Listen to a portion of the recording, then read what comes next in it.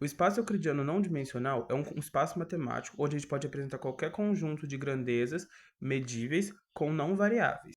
O espaço unidimensional, também chamado de R1, é formado por uma única coordenada, ou seja, é uma reta. Pode ser representado pela posição de um carro em uma estrada reta, podendo ir só para frente e para trás. Já o espaço R2, ele é bidimensional, ele é formado por duas coordenadas e assim formando um espaço plano. É como se fosse um jogo de xadrez, onde existem linhas e colunas e o jogo consistisse em deslocar as peças até uma certa posição. Bom, dando continuidade ao assunto, o espaço tridimensional, chamado de R3, ele possui largura, altura e profundidade. E ele representa muito o mundo em que vivemos. Ele possui três coordenadas e, por exemplo, através dele, nós podemos saber a posição de um projetor ou até mesmo aonde colocar uma lâmpada no teto. Já a quarta dimensão e as demais N dimensões são explicadas conceitualmente, mas não conseguimos visualizá-las. Uma reta no espaço R3 é definida por um ponto desconhecido e um vetor diretor não nulo que vai no mesmo sentido e direção dessa reta, e é utilizado para definir a inclinação dessa mesma reta. Podemos representar no mundo real como um corrimão de uma escada, que possui um ponto inicial e uma direção constante, subindo ou descendo, que é o vetor.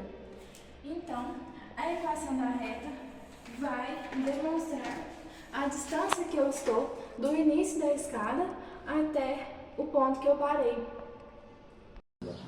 Um plano no espaço R ao cubo é determinado por um ponto conhecido e um vetor normal, que é perpendicular a uma superfície em um determinado ponto.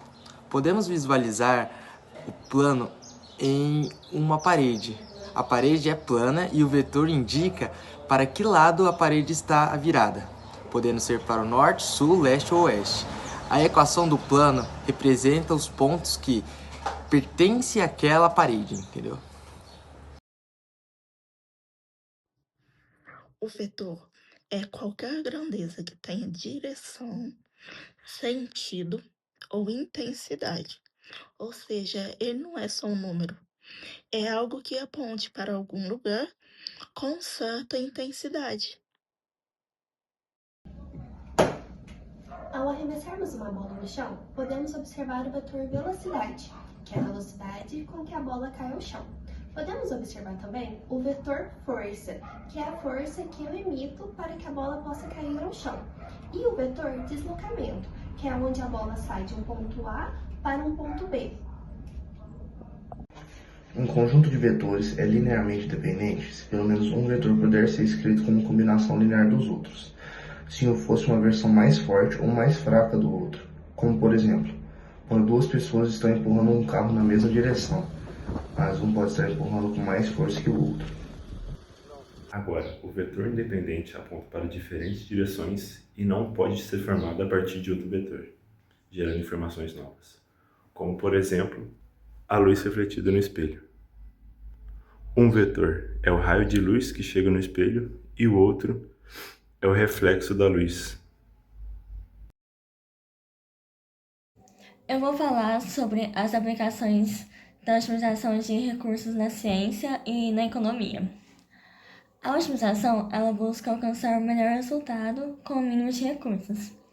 Em empresas, isso significa aumentar o lucro e reduzir os custos. Imagine 3 produtos usando 3 recursos no espaço R3. Cada um é um vetor que mostra esse consumo. Assim, encontramos o equilíbrio e melhoramos a eficiência. Olá, eu sou o Marcos e eu vou dar um exemplo de como que os vetores podem ser aplicados no cálculo de receita de vendas de um produto. Então, suponhamos que eu tenho, por exemplo, um produto A, um produto B e um produto C, sendo seus valores R$ 10, R$ 20 e R$ 30, respectivamente. Então, eu posso representar isso como sendo o P de preço é igual a 10, 20 e 30. Depois eu tenho a quantidade de vendas de cada produto. Então, eu posso ter, por exemplo, no primeiro produto, 100 unidades vendidas. Depois do produto B, 50 unidades. Do produto C, 200 unidades vendidas. Eu posso representar isso como sendo Q de quantidade é igual a 100, 50 e 200. Depois, eu tenho a receita total. Para que eu faça a receita total, eu preciso fazer o produto escalar entre os vetores. Então, eu vou fazer 10 vezes 100 mais 50 vezes 20 mais 200 vezes 30. E assim eu vou achar a receita de vendas desse produto. Oi gente, tudo bem? Meu nome é Raíssa e eu vou falar um pouquinho sobre o GPS. Já pararam para pensar como que o GPS sabe exatamente onde a gente está? O GPS ele é um sistema de navegação que usa sinais de satélite para determinar a posição exata de um ponto na Terra. Então esses satélites eles enviam sinais que o nosso celular ou o GPS do carro, por exemplo, recebe. E aí com isso o sistema consegue descobrir onde nós estamos. Então, para determinar exatamente onde a gente está, o GPS ele utiliza cálculos para determinar a distância entre o receptor e vários satélites.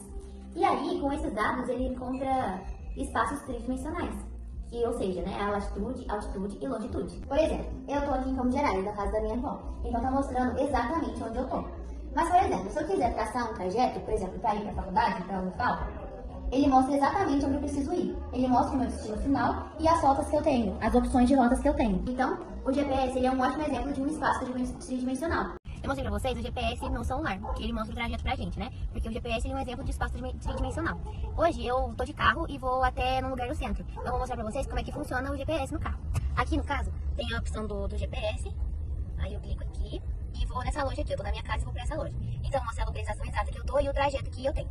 Aí eu vou clicar em ir e aí vai começar o trajeto.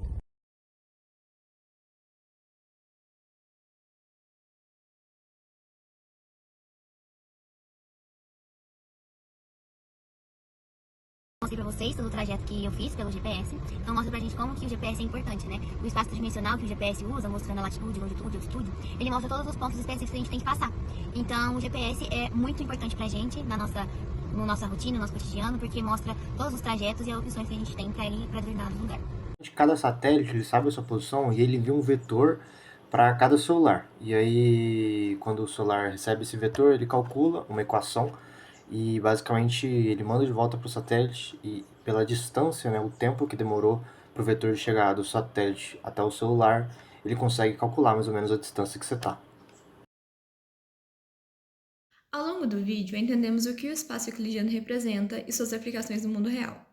Em resumo, tudo ao nosso redor pode ser visualizado no espaço matemático. Com isso, esperamos que esse vídeo tenha lhe ajudado a aprender na prática o que é o espaço euclidiano.